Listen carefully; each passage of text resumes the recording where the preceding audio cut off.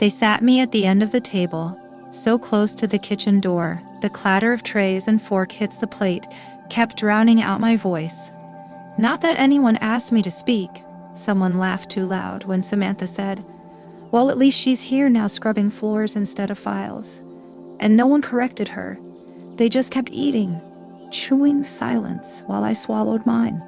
I watched them clink glasses over promotions and deployments, never mentioning the names I wrote on body bags, or the nights I lay in dust, praying for one more breath. Fork hits plate, cracked wine glass, no one says thank you. I didn't flinch. I didn't speak.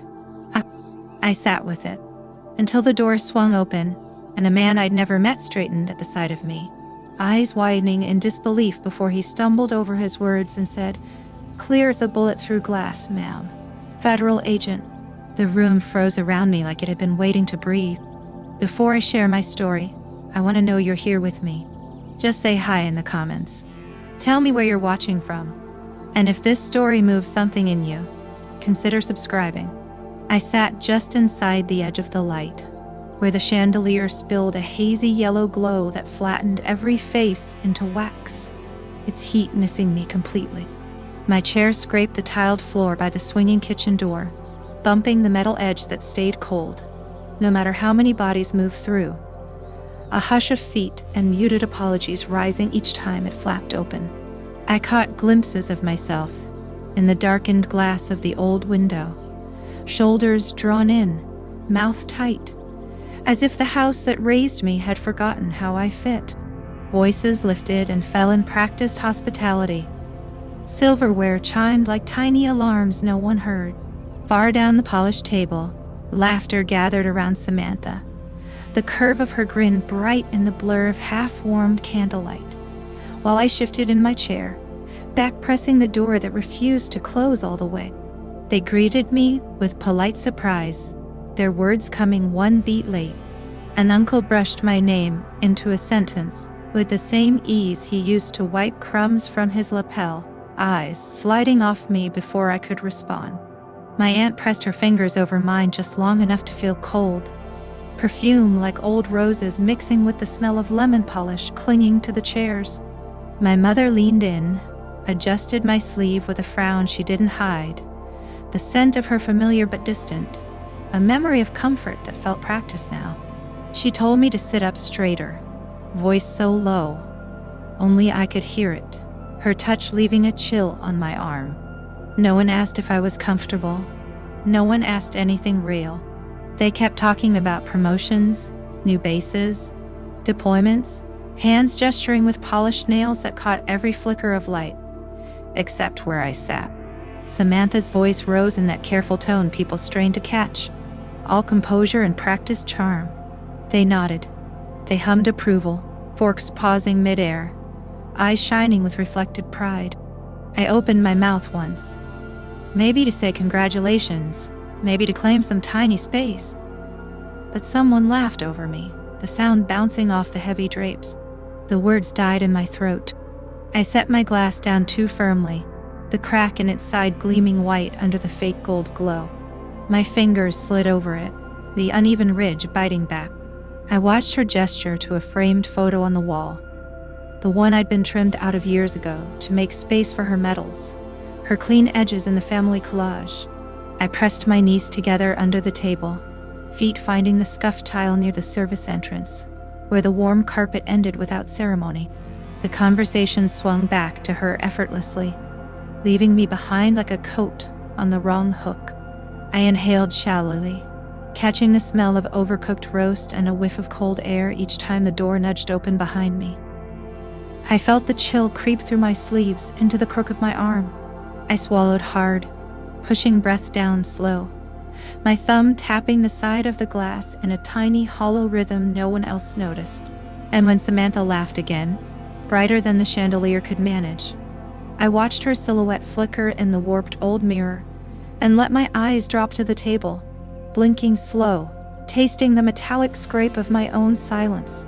They kept passing the old photo down the table, fingers smudging glass, names called out with slow affection, pointing to faces frozen in uniform smiles under the soft burn of yellowed varnish.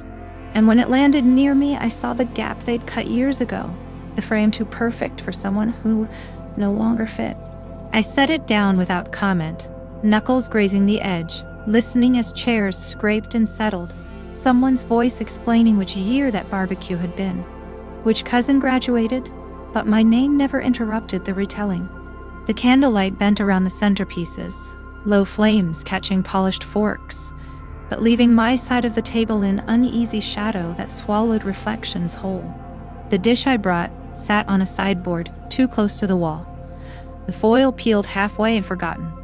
I watched a server glance at it and shift another platter in front, something store-bought with a bright printed label facing out, the serving spoon clinking just once as it fell inside. Someone asked who made it, and a name that wasn't mine spilled out without a thought, a soft chuckle as if it was obvious. The sound settled in my chest, too heavy to swallow. Across from me, an aunt touched Samantha's arm, praising her easy laughter, telling her she'd always been the one to hold the family together. And no one corrected her when she spoke of the old road trip I'd planned, as if it had been Samantha's idea all along. I shifted on the hard chair, trying to catch someone's eye. But every glance fell through me like glass doors left ajar. The air carried a draft from the window behind me, cold threading down my spine, the smell of my mother's perfume sharp as ever, but clinging to someone else's sweater. I raised my glass halfway, the rim brushing my lip without tilting, listening to the quiet rattle of a teaspoon circling inside a cup 2 seats down, off rhythm, metallic and thin. A question floated down the table, and I opened my mouth to answer, but another voice jumped in, filling the space, and the moment slid shut without resistance. My fingers rested on the stem of the glass, pressure leaving pale crescents in the condensation. The tiny squeak as I twisted it unnoticed. The conversation looped back to promotions, to bases, and dates, and celebratory plans that didn't require my memory. Laughter pulsed from the far end, where the light shone more freely, where Samantha's grin caught every flicker. I drew a fingertip through the ring of water on the cloth before me, spreading it until it faded, watching the wet mark vanish like it had never been there. When I finally looked up, no one was watching, and a chair scraped gently back as someone excused themselves, eyes slipping past mine without pausing. I watched her step forward into the best-lit space at the table, the chandelier throwing a soft oval of light over her hair so it seemed almost golden. The chairs turned in to face her without anyone asking, the hush only broken by the warm murmur of her name repeated twice in thanks, like the sound alone blessed the air. She nodded modestly, palms smoothing her skirt as if she didn't expect it, though every eye stayed on her, soaking in the small, gracious dip of her head. I sat angled off to the side, my seat a degree or two away from the conversation center, where the shine on the silverware didn't quite reach, listening as laughter eased around her words like water finding its level. My mother's voice lifted, soft and certain, explaining how she had saved last year's gathering by stepping into plan when no one else could manage. Her smile so fond, it seemed carved there. I heard the words wrapped tight around her, a clean ribbon of approval, the sound of light applause punctuating them, unhurried and satisfied. No one hesitated. I set my glass down quietly before I cracked it in my grip, watching the damp ring it left on the white linen blur into a stain no one would see. My gaze drifted up, catching a warped mirror behind them where her image was sharp, mine a hazy fragment lurking at the edge behind her shoulder, refusing to line up bright. Someone told a story about the family vacation, how she had navigated the winding roads no one else dared drive. They laughed at the punchline they'd clearly practiced, her name in the middle of it like a seal of authenticity, a second echo of it ringing when my uncle repeated the detail for someone further down. I breathed in, ready to correct them, my lips parting just enough to let the words form, but they caught in the dry part of my throat that wouldn't open. I closed them again without sound, swallowing air thick as cotton, the edge of my tongue pressed tight against my teeth. My fingers adjusted the napkin in my lap, flattening it to perfection before I even realized I was moving. When I did look up, Her shadow spilled clear onto the wall behind her. One unbroken shape that matched every movement exactly, while mine lay hidden beneath the table's edge, broken by chair legs, splitting in two when I shifted even slightly. The laughter carried over the dishes, silver chiming, and I flinched at the brightness of it. Though it wasn't meant for me. My thumb ran lazy circles over the base of my glass, collecting condensation in thin, deliberate sweeps. She thanked them for the praise with just enough humility to keep them talking, her voice steady, never too high. I couldn't see anyone looking in my direction. I focused on the tiny ripple of water left behind on the tablecloth when I set my glass down for the last time and watched it slowly vanish as the room's heat swallowed it whole. I turned slightly, elbow resting on the table's edge, glass cradled in my palm, testing the weight of it before I spoke, voice low like I didn't want to wake anything. I started to tell them about the time we all sat on this very porch, the autumn light sliding down the side of the house, how I'd carried in the boxes when no one else wanted to move from the fire. I could see it so clearly, I thought maybe they would too. Maybe someone would nod and fill in the rest. My thumb traced the condensation on the glass, pressing it in small circles like punctuation I couldn't say out loud. I caught my mother's eye for half a second, her head tilted, a polite smile at the ready, and I took that as permission to keep going. My voice wavered at the edge of the memory, careful, choosing words that wouldn't sound like boasting. But before I could finish the part about the way everyone had huddled in close, sharing stories that didn't make it into the family albums, someone laughed, sharp and bright, cutting through the sentence I hadn't completed. The sound of her name floated up again. Two people saying it at once, and then there was the clink of glass toasting to her success, her health, the next promotion. My words fell apart in the space between us, mouth half open, tongue brushing the back of my teeth like it was stuck there. I closed it slowly, carefully, feeling the corners of my lips try to remember how to look neutral. My other hand, the one not holding the glass, shifted forward on the tablecloth. Fingers spread slightly, as if reaching to mark a spot in conversation that was no longer mine. I let it drop, smoothing the napkin that didn't need smoothing, the fabric cold under my palm. No one turned. They kept talking, the conversation flowing like I hadn't cracked it in half. I watched the shadows on the wall behind them shift with each small movement, the light swelling brighter when she laughed, dimming just enough when my shoulders rounded. My chest tightened and released in slow pulses, breath shallow, so it wouldn't interrupt anything. I looked at the half-finished sentence lying on the table in front of me, like a torn scrap of paper no one would pick up. My eyes traced the shape of it until it blurred, the edges softening with the heat of the room, and I held the glass a little tighter, feeling the water bead and slip down the curve, leaving damp prints on my fingers I could wipe away in silence. She sat at the head of the table, the light above pooling around her like it was made for that single purpose, catching the glint of polished silver laid carefully within her reach. The words they used drifted up like warm smoke. "She's amazing. No one else does it like you," repeated just loud enough to fill the spaces between courses, to make sure everyone heard.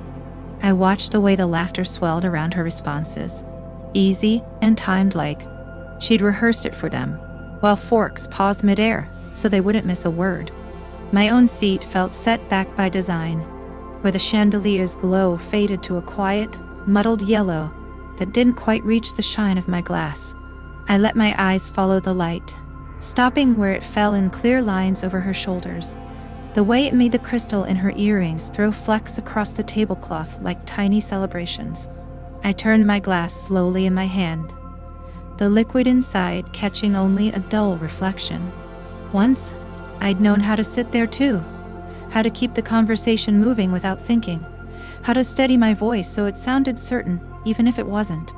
I felt that memory press forward, warm and restless behind my ribs, before settling back when her name was said again, more laughter joining in.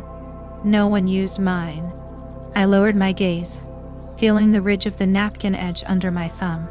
Someone mentioned the old gatherings, the big dinners that everyone remembered. They smiled at each other, retelling details that had once been woven with my voice, but none of them turned to confirm the way I recalled it. I watched their mouths move around the story, filling it with new ownership, nodding to each other like a shared secret they'd only just discovered. My throat tensed, as if to correct it but didn't open. The words sat behind my teeth, sour and half-formed, waiting for a pause that never came.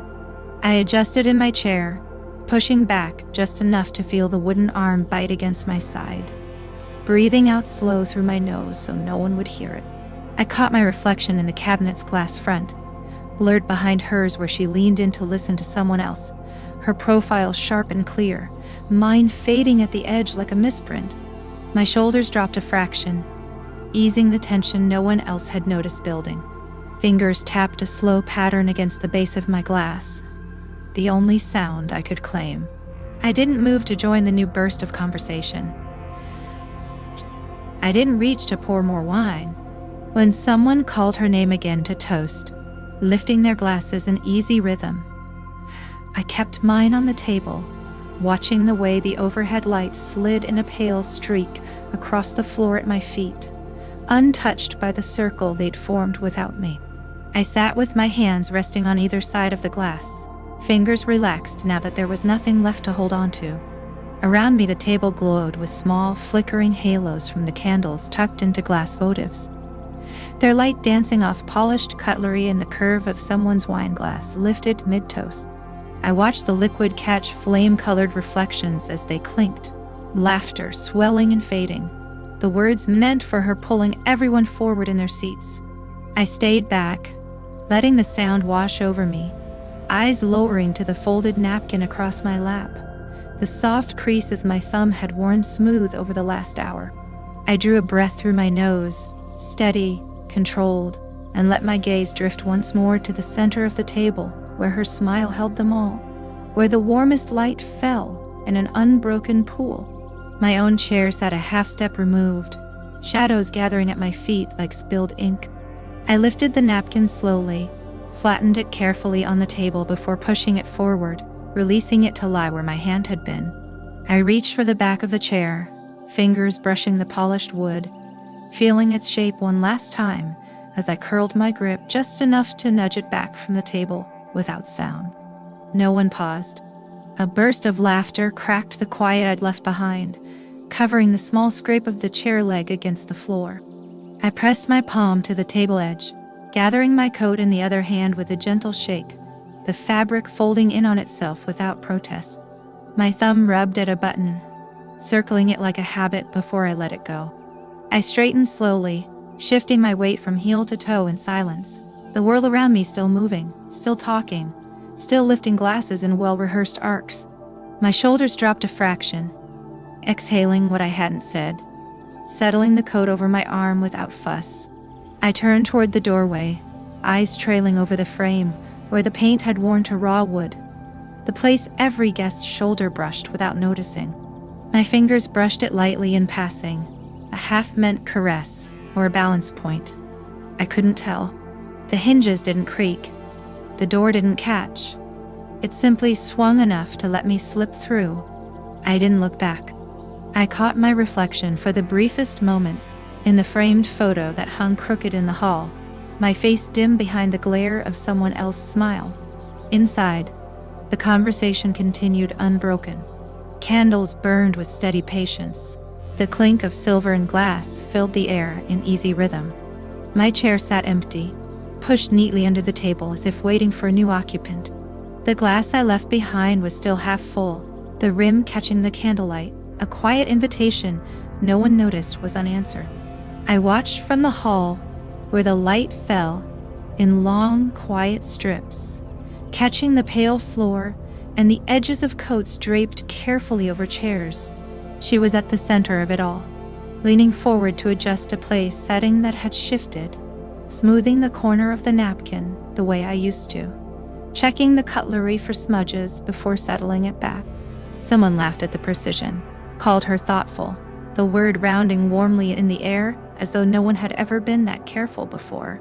I stayed back, thumb running the seam of my pocket slowly, feeling the tiny catch in the stitching that I hadn't fixed. I saw her turn to greet another guest, arms open in the practiced welcome that once felt instinctive to me. My mother smiled wide, touching her shoulder as if to guide her just so for the photo someone was framing. Her name called clearly twice to make sure she was in the center.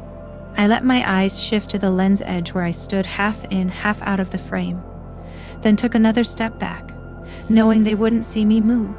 The click of the shutter sounded final, a line drawn through the space I'd once filled without thinking. A story floated over the table about the Thanksgiving dinner years ago, about who had made the centerpiece that smelled of pine and orange peel. They credited her with a laugh, a toast lifted halfway before settling down, the glass clinking gently. No one corrected it. I remembered the scent on my fingers for days, the way the peel curled under the blade when I worked the garnish, but I didn't speak. I glanced down at my hand, flexed the fingers slowly, like they still held the knife, then let them curl around nothing. She turned at one point, glancing past me, eyes grazing over my shoulder like she wasn't sure who stood there. I didn't flinch. I shifted my weight, letting the hardwood creak under my heel, the sound too quiet to interrupt. I moved further back until the light pooling from the chandelier left my shoes in shadow, watching the brightness hold steady around them, unbroken, certain. Someone lifted their glass again, said her name with easy affection, the vowels rounded and sure, like it had always belonged to the story. I angled myself away from the group photo they were assembling, shoulder catching the frame of the doorway as I eased back, adjusting the cuff of my sleeve more out of reflex than purpose. No one called me over. No one reached to tug me in. I glanced once at the mirror hanging crooked in the hall, her reflection clear and front-lit, mine hovering in the margin, the edges soft, half lost in the glare. I let the sleeve drop, fingers falling still, watching the glass reflect a gathering I didn't walk into.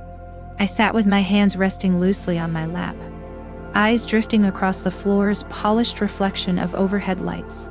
The hum of conversation from the dining room blurred at the edges, laughter spilling out unevenly like light that didn't quite reach where I sat. My glass stayed untouched on the side table, catching the glow in dull smudges. I wasn't sure how long I'd been there when a quiet figure stepped near, one of the younger staff carrying a tray of folded napkins.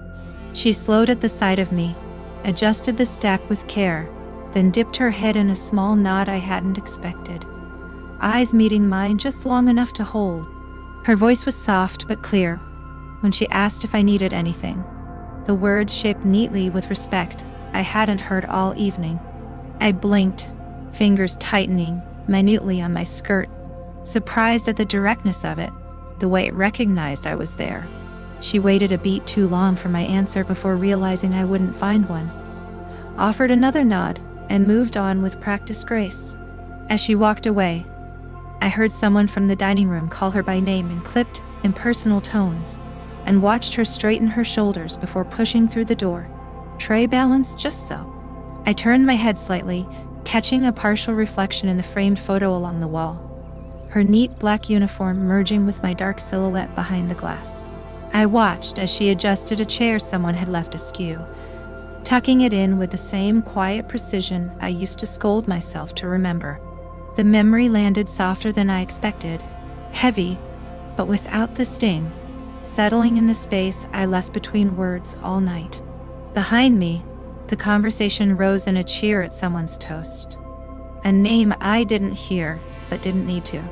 Further down the hall, a guest's partner I didn't know well passed, slowing his step to glance my way, brow lifting in polite surprise. His nod was small but definite, acknowledging me like any other adult in the room. No forced smile, no joke at my expense, just an honest mark of seeing. When our eyes met, there was the tiniest crease of apology, or maybe recognition in the way he looked away, as if realizing he might be intruding on my quiet. I let the breath I'd been holding go in a slow push, feeling my shoulders loosen for the first time since dinner began. I reached for the tea someone had left beside me earlier, lukewarm now, but carefully placed. not forgotten, and wrapped my fingers around the cup. The rim was cool, the handle steady. I held it there a moment longer than I needed, listening to the muffled echo of plates, the shifting of chairs, the undercurrent of familiar voices that hadn't said my name all evening. When I set the cup down, I smoothed the napkin across my knee, pressing the fabric flat, letting the folds align under my hand until they were straight and sure. I noticed her before I meant to, the way you sometimes catch movement at the edge of vision without wanting to look. She was standing just beyond the circle of people leaning in for a joke I couldn't hear. Glass balanced in one hand, fingers curled around the stem, exactly the way I remembered teaching her to keep it steady without looking stiff. The curve of her mouth was patient, practiced, the smile not wide but sure enough to hold the room without needing to say much. She nodded once as someone spoke, the tilt of her chin so deliberate it rang in my memory like a muted bell. There had been another nod years before, that same quiet agreement that closed the door on me without slamming it. My breath stopped short for the smallest second, caught behind my teeth, because she looked past me in that exact moment, eyes soft and disinterested, no flicker of recognition to stumble over. It wasn't cruel. It was worse for being so natural. I let my gaze slide sideways, catching the faintest edge of her profile in the mirror behind the bar, her face lit by the glow of candles that didn't reach me. I shifted my weight and felt the floor creak under my heel.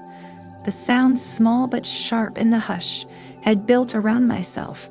Someone laughed gently at something she said, low and genuine, and I heard her return it like a note sung in perfect harmony. The last time I'd heard that tone was in a different room. Smaller, colder, when we both knew I wasn't invited to stay. I didn't need to replay the words to feel them slide under my ribs now. The subtle tightening in her shoulders, the glance down that meant no argument would be worth it. Kind of acceptance that had never needed to be voiced to be final. She shifted the glass in her hand, turning it by the base, so it caught the light from overhead, casting a waver of brightness across the front of her dress. I watched it flicker and vanish on the polished floor between us, nowhere near my shoes. The space felt measured, polite, and entirely empty of us.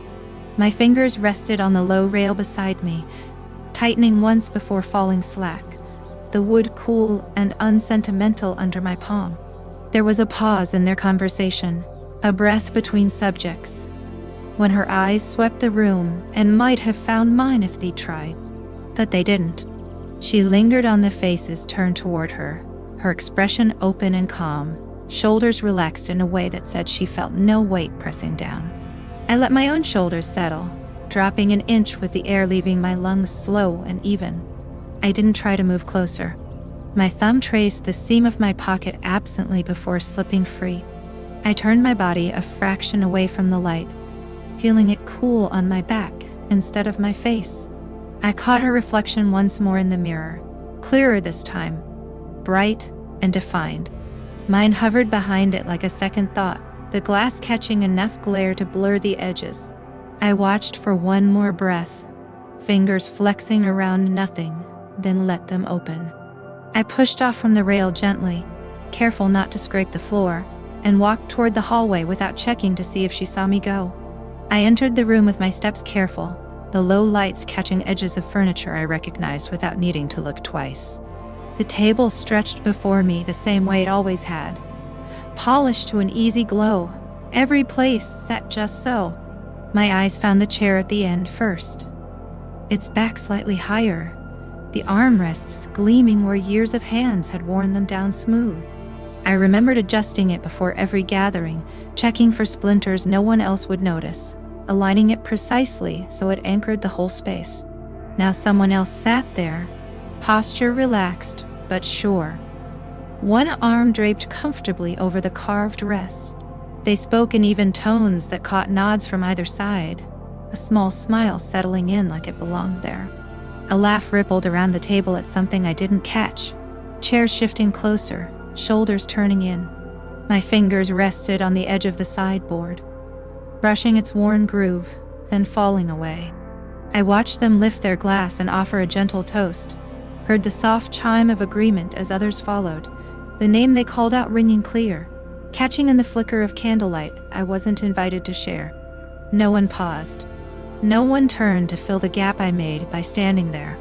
My name didn't surface in the easy rhythm of their thanks.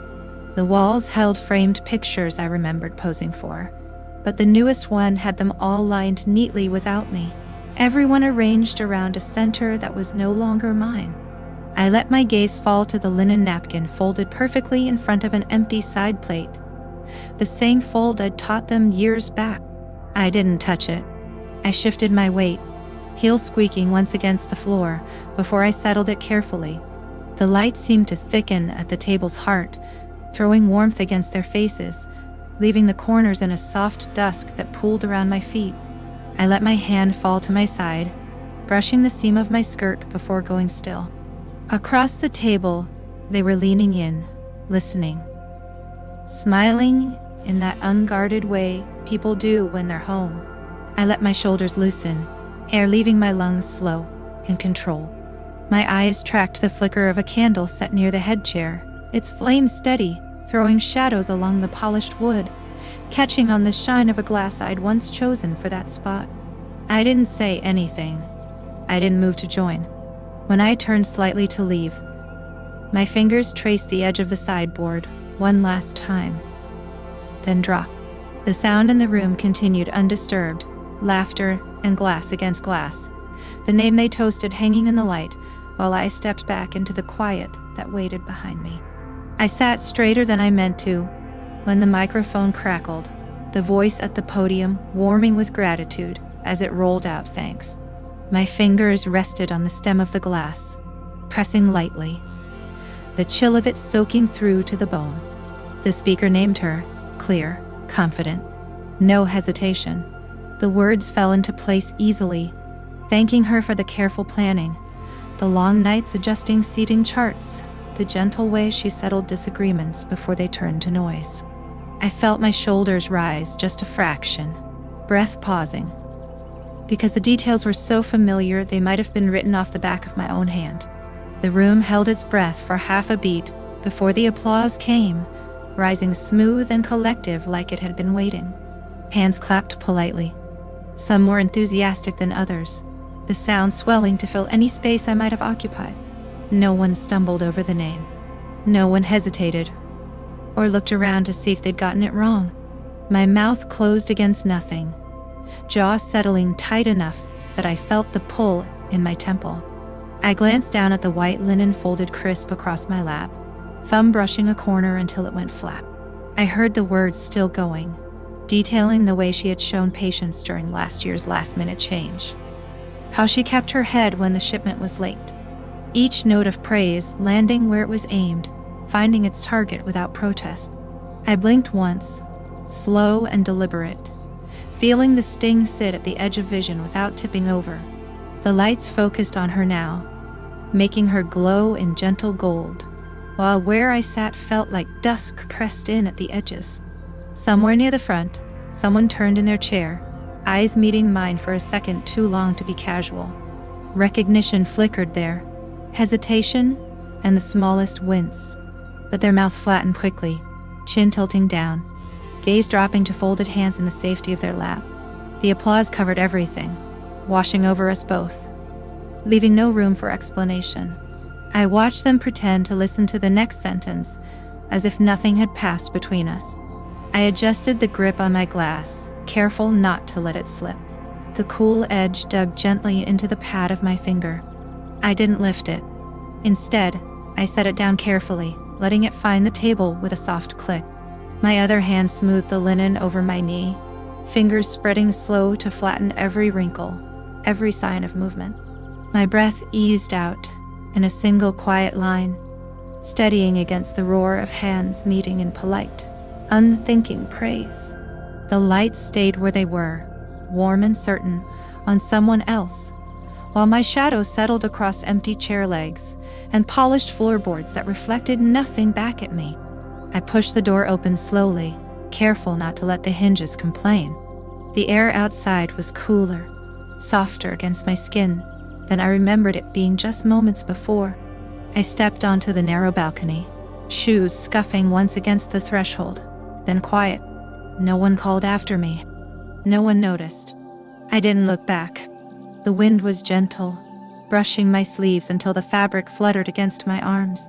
I stood there, feeling the shift of weight in my ankles, steadying without hurry. The sounds from inside thinned as the door eased shut behind me. A muffled swell of laughter, the clink of glass. A voice carrying a joke I wasn't meant to hear. Through the tall window, I could see them gathered close, leaning in, heads tipped toward one another. Light pooled around them, warm and complete. None of it spilled my way. I stayed just beyond that pane of glass, close enough to see expressions flicker and fade, but far enough the reflections blurred at the edges. My own outline doubled in the window, transparent, hovering behind them like smoke on old wallpaper. I watched one hand adjust a wine glass, another straighten silverware. All the small gestures that once felt like second nature. They belonged to someone else now, fit more naturally in other palms. I didn't test the handle to go back in. My fingers rested lightly on the cold metal railing. I felt the tiny imperfections along its edge, places where the paint had cracked, the rust beginning to show through. I didn't grip it. I didn't lean. I let my hand slide back to my side. My eyes moved over the dark yard beyond, where wind nudged the low shrubs and made the outdoor lanterns bob, casting shallow shadows that danced but didn't hold. Inside, someone laughed again, high and round, chasing away silence I might have left behind. The sound was duller out here, filtered through glass, the way memory dulls things you used to hold dear. I breathed in slowly, the cool air tightening my chest for a beat before easing. My shoulders fell as I let it go, mouth parting just enough to release what was left. I didn't think about returning. I didn't wonder if anyone had seen me go. I let the last of the light from inside fall across my shoes, then fade as I shifted, one step further into the night's gentler dark. My breath left me in a single, controlled line. I watched it disappear into the air without shape, without sound, before lifting my gaze to the horizon, steady, unblinking, waiting for nothing. I stayed near the edge of the hall, where light thinned against the wall, waiting for my heartbeat to slow. The voices behind the door were muted, punctuated by bursts of laughter that sounded rehearsed now, smooth as polished silver. My palm pressed flat against the cool plaster, fingers splayed and still. It felt like there was no reason to move forward or back. I heard them before I saw them, shoes tapping lightly, pausing. A shape in the doorway. They didn't call my name, didn't clear their throat, just stood, adjusting a cuff, breathing once. The hallway pressed quiet around us, air hanging heavy enough to hear the shallow shift of lungs. When they finally spoke, it wasn't to greet me. It wasn't even for me. It was a small voice, like a reminder they didn't know they were giving away. You always told them that, remember? One detail at a time. The words didn't echo. They sat, weighty. Careful. I felt something catch low in my chest, a hook pulling me back to a place I hadn't dared enter all evening. My spine stiffened half an inch, but I didn't straighten fully. I let the sound wrap around me. Not warm, not cruel, just true. They didn't look at me right away.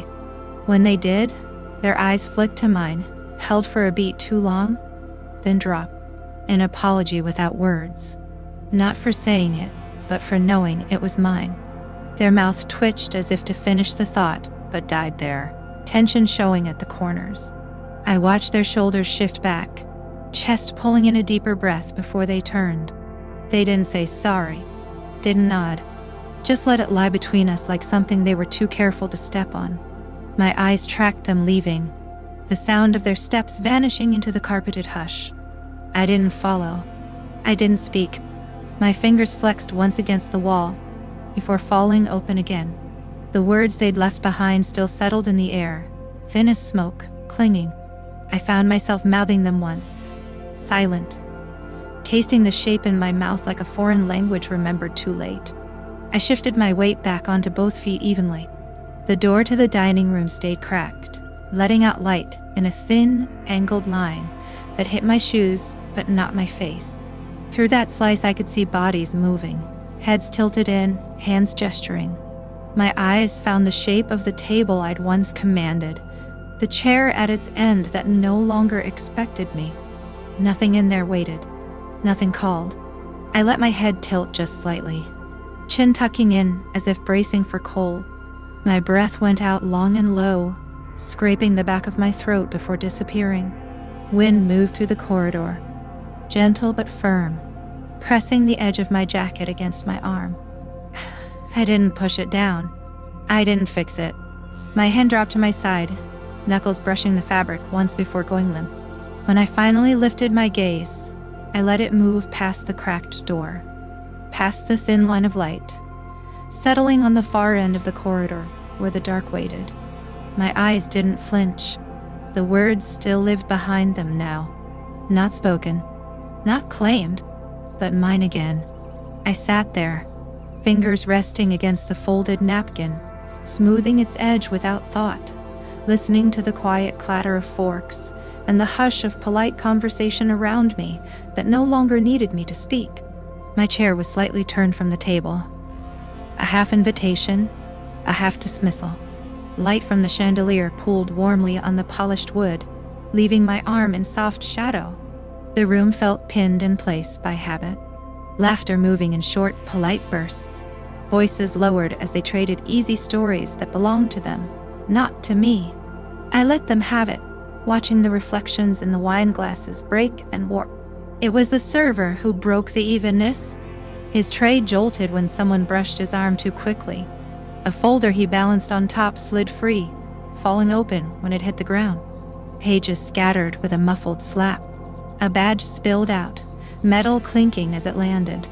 It caught the light in a single sharp flare. My name. Rank. ... Seal ... Stamped clean. Unmistakable. Silence didn't follow at once. It fractured. A joke died halfway through someone's lips. A chair scraped too loud. Forks paused, the hush spreading in ripples that pressed the laughter flat. Someone cleared their throat. The sound was too harsh in the space. I didn't move. My fingers pressed once into the napkin, wrinkling it so the crease held. I watched the badge stay where it landed, its edges gleaming under the shifting chandelier. No one picked it up. Eyes shifted. Slow. Measuring. Faces that had slid past me all night trying to avoid, even this much. An uncle blinked and swallowed, mouth pressed thin. A cousin's hand, halfway to their glass, stalled midair. A friend of the family drew in a breath but didn't release it right away. The server froze. His hand twitched toward the floor but stopped. He didn't dare touch it. His eyes flicked up, found mine, dropped just as fast. He stepped back without a word. No one asked. No one dared say it out loud. I let them look. My shoulders stayed level. My eyes didn't waver. The napkin under my fingers was crumpled now, lines deepening as I relaxed my grip. My chest filled once, deliberate, before I let the breath slide out, cool and quiet. I felt the room hold its breath. The hush wasn't polite anymore. It was afraid of its own voice. They saw it. They saw me. No one called my name, but no one forgot it either. And for the first time that night, I didn't lower my eyes. I held them all, steady, waiting for which one would look away first. I stayed seated longer than I meant to, fingers tracing the edge of the napkin until the creases no longer fell back into place. Around me, the hush was brittle. Nobody dared speak first. Eyes that had skimmed over me all night now held, waited, and when they flicked away, they did it carefully, as if contact burned. I let the silence hold. My breath moved slow and even, the only motion I allowed. I didn't reach for the badge on the floor. I didn't need to. It stayed where it had landed, in the pool of soft chandelier light that refused to let it hide. The shape of the seal glowed dully on polished wood. A small, quiet truth no one could pick up without trembling. When I finally set my palms on the table, the cloth wrinkled beneath them. No scrape of chair legs from me. Just a measured push as I stood, my weight balanced. The hush thickened. A cousin half turned in his seat but didn't finish it. An aunt who had spent the evening with her back to me now looked down at her plate as if reading prayers there. Someone cleared their throat, meaning to say something, but the sound ended in silence. I heard a knife settle against china, slow, deliberate, as though even that gesture was an admission. I glanced once at the badge before letting my gaze sweep the table, not to demand recognition, just to be thorough, to see the way they watched without blinking, the way some shoulders drew in, making room where they hadn't before. If anyone was about to speak, their mouth closed again when my eyes met theirs. I drew in one slow breath, felt my chest lift beneath the plain black fabric. I smoothed the wrinkles of my skirt with both palms. Not fussy, not performative, just exact. Then I bent at the waist, not to bow, but to pick up the fallen napkin. I refolded it carefully, fingers moving precisely, setting it squarely in front of the empty plate before me. A soft sound of fabric shifting, someone leaning back to give me space I hadn't asked for. I didn't thank them. When I turned from the table, I did it slowly enough for the light to catch me from one side, throwing my shadow long across the floor. No one blocked me. No one touched me.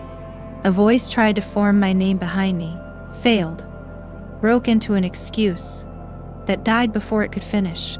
I paused at the edge of the rug, enough to smooth the hair back from my face, fingers brushing the line of my jaw in one steady movement.